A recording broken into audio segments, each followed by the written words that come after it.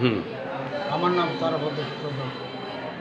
আমি আমার ছেলেকে বিকাশকে আমি অতিষ্ঠ হয়ে তার ব্যবহার আচার এবং কার্যকলাপ আমার প্রতি অদৃষ্ট হয়েছিল আর না পারতে আমি তাকে তুলে দেব, আইনের হাতে তুলে দেব। সে কি করে ছেলেটা? সে গাঞ্জা এবং নেশা জাতীয় জিনিস এই খাইয়েছিরা।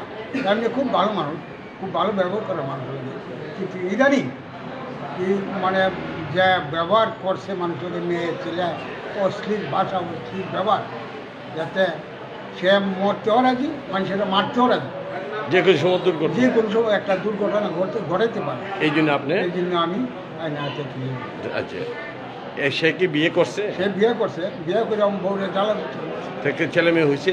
একটা মেয়ে হয়েছে। এখন মেয়ে বউ এবং মেয়ে কোথায়? ভালো। বউ মেয়েটা কি করে? মারধর করে? মাইন্ড দূর করছে না, ওইলে অশ্লীল ভাষা, অশ্লীল ব্যবহার। খাবার বলতে না ঠিক করে? খাবার তো আপনি দেন। কিন্তু ব্যবহার, অশ্লীল ভাষা তাহনের মতো না। আচ্ছা, আপনার ছেলে মেয়ে কজন? আমার ছেলে 3 জন, একজন খুব নাই, আর একজন মাস শুরু করতে একজন শিক্ষকতা করে, আরেকজন এরা কি অনেক চেষ্টা খুব চেষ্টা করছে। আগে আগে একবার 7 মাসের কেজি মানদণ্ড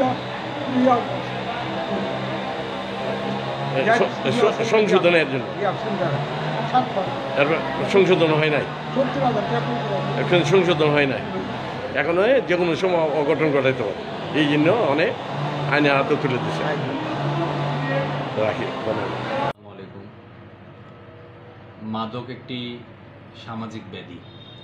মাদক, যে পরিবারে একজন মাদকাসক্ত থাকে সেই পরিবারে সুখ শান্তি চলে যায়, সেই সমাজে অশান্তি তৈরি হয়। মাদকের বিরুদ্ধে আমাদের সবার সোচ্চার হওয়া দরকার। গত মার্চ মাসে আমাদের উপজেলা আইনশৃঙ্খলা কমিটি সভায় উপজেলা আইনশৃঙ্খলা কমিটির প্রধান উপদেষ্টা আমাদের মাননীয় সংসদ সদস্য স্যার, তিনি মাদকের বিষয়ে বলেছিলেন যে এই বিষয়ে আমাদের কঠোর ব্যবস্থা গ্রহণ করা প্রয়োজন। এই মার্চ মাসের শেষ থেকে অদ্যাবধি পর্যন্ত আমরা এখন পর্যন্ত 16 জনকে মাদকের বিষয়ে কারাদণ্ড প্রদান করেছি, অর্থদণ্ড প্রদান করেছি। মাদকের বিরুদ্ধে উপজেলা প্রশাসনের মাদক বিরোধী অভিযান অব্যাহত আছে। আমরা অনেক অভিযোগ প্রায়শই পাই, বাবা বা মা আসেন, তারা এসে কান্নাকাটি করেন যে আমার ছেলেটা মাদক আসক্ত, মাদকের টাকার জন্য সে আমাদেরকে নির্যাতন করছে, এরকম অনেক অভিযোগ করে। আমরা তাদের বলি যে আপনারা থানায় অথবা আদালতে মামলা করুন, বা আমরা অনেকগুলো অভিযান চালিয়ে অনেক গ্রেপ্তার করেছি। অনেক সময় আমরা যারা সুধী সমাজ আছেন, সুশীল সমাজের ব্যক্তিবর্গ আছেন, সবাইকে আহ্বান করব মাদক বিরোধী যে কার্যক্রম, এটাতে আমরা সবাই যাতে অংশগ্রহণ করি। সাংবাদিকবৃন্দ ওনারাও যেন এই কাজে অংশগ্রহণ করেন। মাদক নির্মূল করতে না পারলে আমাদের সমাজ সামনে আগাবে না। আমাদের ছেলেমেয়েরা পড়াশোনার দিকে পিছিয়ে পড়ছে, মাদকে আসক্ত হয়ে সে নিজের জীবনও ধ্বংস করছে, সমাজ বা পরিবারকেও ধ্বংস করছে। আমরা সবাই মিলে মাদকের বিরুদ্ধে কাজ করবো, ইনশাল্লাহ মাদক মুক্ত হবে নাসিমনগর। ধন্যবাদ।